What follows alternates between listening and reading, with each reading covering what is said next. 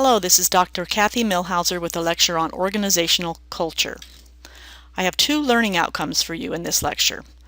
The first is that you will develop an awareness of what organizational culture is and how it affects behavior in groups. The second outcome is that you will become familiar with the foundational theory of culture developed by Edgar Schein. Edgar Schein is one of the most foundational theorists on the topic of organizational culture.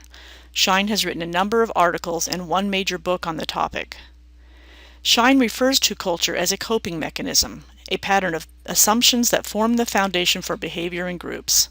While Schein primarily writes about organizational culture, his notion of culture as a pattern of basic assumptions can also be applied to groups, teams, families, and even its societies. If a group has a history from which they have developed shared belief systems, they have a culture. Let's break down this definition. First, Schein refers to a pattern of basic assumptions that the group shares and that members have invented, discovered, or developed themselves. This implies that the group has been together long enough to have a shared history, and in fact, Schein asserts that the strength of a culture is related to how long a group has been together and how much change has occurred in its leadership. Basic assumptions are firmly held beliefs on the part of a group that cannot be seen by outsiders and that are often held unconsciously by the group. These assumptions are taken for granted and are often unconscious. Schein is referring to assumptions that a group has formed based on what has happened and how members have responded to what has happened. This is why he calls organizational culture a coping mechanism.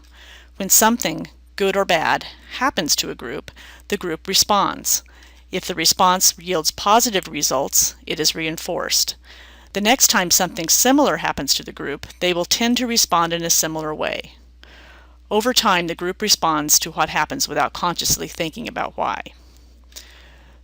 Throughout the time that the group has been in existence, the group has formed and reinforced these basic assumptions based on their response to critical incidents and the group's own experience and perception of success and failure.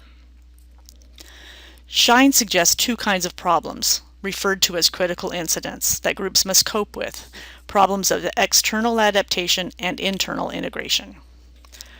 Problems of the external adaptation come from the environment that is external to the group. For an organization, these might be changes in the market for their products, increasing competition, new technologies, or new regulations that affect how their business operates. Problems of internal integration are similar, but they have their roots inside the group. These issues have surfaced as individuals have worked together and have experienced success or failure internally through their interaction. Learning to work as team members, learning to communicate effectively and resolve conflict, and manage internal competition are examples of internal integration problems. This is why organizations have a culture that you can sometimes feel even if you cannot see it. How formal are they? Do they have fun working together, and is that seen as productive? Are there strictly enforced rules, or are members judged on meeting their goals versus time on the clock? Referring back to Schein's definition, the solutions the organization has found to these internal integration problems have worked well enough to be considered valid and will therefore tend to be used for similar problems in the future. You might even see that many of these problems of internal integration are similar across an industry as well as within a specific group.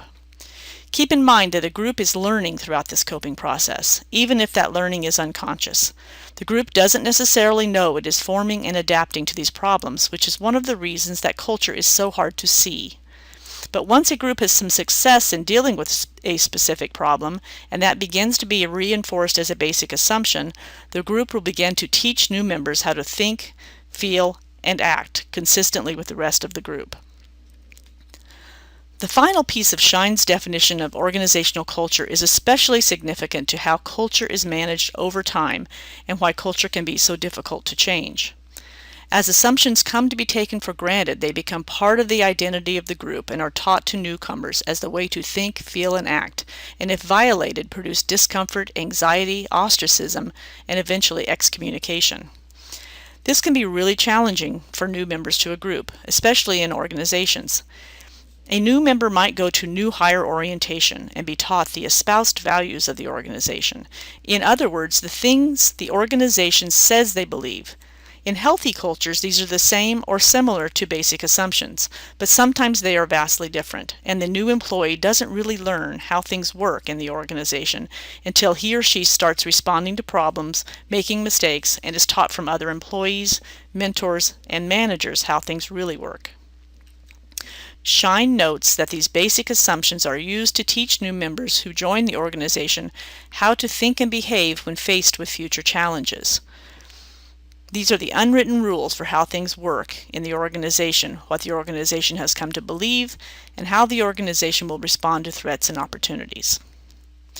Finally, let's look at where we see culture in groups: the artifacts, values, and underlying assumptions. The iceberg metaphor further illustrates why it is so hard to see the basic underlying assumptions that are the foundation for culture. These assumptions are the deeply buried foundation for the values that the group has formed over time. The values are also below the waterline and are the articulation of the basic assumptions. The only thing we see when we try to see culture are the artifacts that are above the surface: the way the people act, the things they say, the way they dress, behave, and the items that they surround themselves with. Only people inside a group can help you to decipher what these artifacts mean and what values they present. And often even those people can't tell you what underlying assumptions form the values at the deepest level. Let's consider an example. I worked for many years for Nike Inc. in Beaverton, Oregon. My job caused me to travel quite a bit, and I visited Nike offices all over the world. I found it comforting that every time I would step out of an elevator into a Nike lobby, I would see similar artifacts, whether I was at the world headquarters in Oregon, the office in the UK, or a factory liaison office in Ho Chi Minh City, Vietnam. The same or similar posters in the languages native to the location provided a sense of unity and consistency for employees and consumers. Samples of Nike products in the lobby area. And down the hall, there would always be a fitness room or track for employees who were seen socializing between meetings in Nike footwear on their feet and apparel on their backs. And always, the Nike maxims would be posted in plain view as a reminder to employees of what we collectively valued. And what about the basic assumptions below the surface of these shared values and artifacts? Well, at the time, I can tell you that I could connect these things to the history of the company and my own experience very clearly. Of course, I was an employee for over 20 years, but the slogan, "Just Do It," was not a marketing gimmick. It was a way of life. Whether you were an athlete or not, you were encouraged to do your best at whatever you chose to do and to give 150% every day. The basic assumption was that if you worked hard and didn't hesitate to try, you would eventually achieve your own personal best in whatever you did in life. Give some thought to a culture in your own work or personal life. What are the artifacts you can see? What values support those artifacts? And what basic assumptions have been developed over time that have formed and reinforced those values? Also, consider watching a few fun videos that portray organizational culture in some large and well-known companies. While you are watching the videos, see what examples you can find of artifacts and values in the surroundings and behaviors of the people. These videos can be found on YouTube by searching by name, or you can also find links on my website, worldischanging.com, under the Organizational Change tab. So as you see, culture is complex, is deep, and is hard if not impossible to see, and it is tough to change, but it can change if the members of the group decide to change their basic assumptions through intentional decisions to respond to problems differently in the future than they have in the past. Leadership is a big part of this, which is why Shine focuses his research on helping leaders shape organizational cultures. I hope that you have found value in this short lecture. Thank you for your attention.